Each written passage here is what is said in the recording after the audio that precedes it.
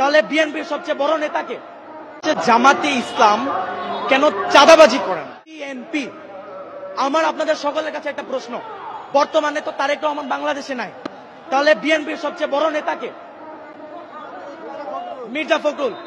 এখন আমি বলতে হাসি পাচ্ছে আমার, মির্জা ফখরুল যদি দেশের সবচেয়ে বড় নেতা হয় বিএনপির, তাহলে গত 3 মাসে কেন মির্জা ফখরুলকে কোনো টক শোতে কিংবা কেন কোনো মিডিয়া ফেস করতে দেখা যায় না?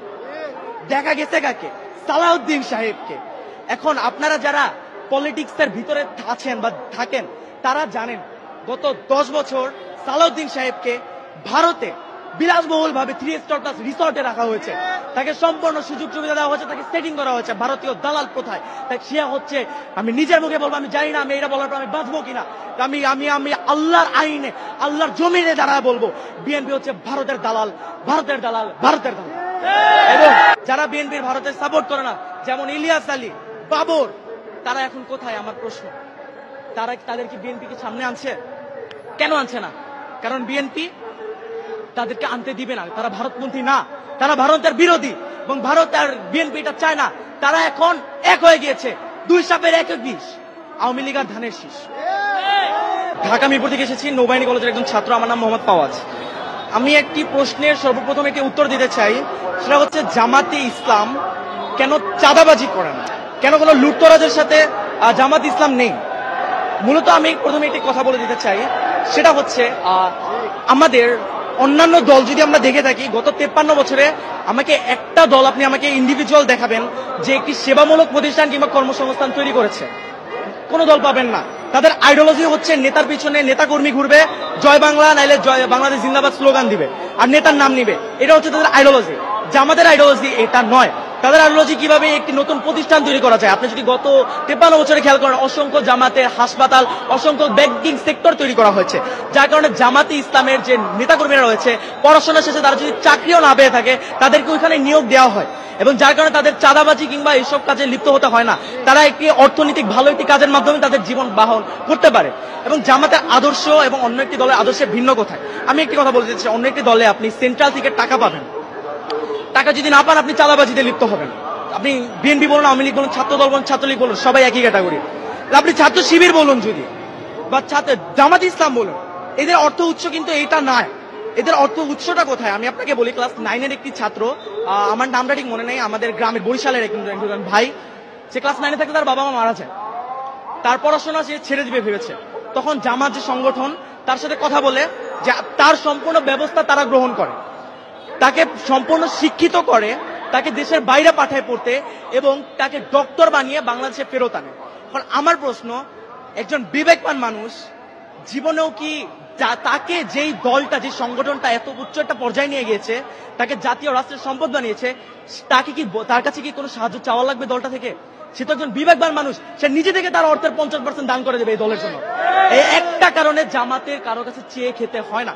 আর জামাতের প্রত্যেকটা নেতাকর্মী যারা রয়েছে তাদের মাস শেষে একটি অ্যামাউন্ট ওইটা দিতে হয়, জামাতে অনুদান দিতে হয়, এবং সেই টাকা দিয়ে এই যে আমি যে বললাম প্রথমে, এই ছেলেটাকে পড়িয়েছে, এরকম অসংখ্য অসহায় এবং দরিদ্র ছেলেকে পড়ানো হয়, ছেলে মেয়েকে, এবং এই টাকা দিয়ে, এই আমাদের অনুদানের টাকা দিয়ে। কারণ আমার প্রশ্ন, যেই ছেলে বা মেয়েটা এত কষ্ট করে দলে টিকে থাকার জন্য টাকা দিতেছে, নিজে থেকে নিজের পকেট থেকে টাকা খরচ করতেছে, তাছাড়া মাস শেষে 2টা করে বই পড়তে হয়, বই পড়ে ওইটার পরীক্ষা ভাইভা দিতে হয়, 5 ওয়াক্ত নামাজ পড়তে হয়, নামাজে সে জামাতে কয় রাকাত পড়তেছে, কয় রাকাত জামাতে পাচ্ছে না, সব রিপোর্ট প্রদান করতে হয়।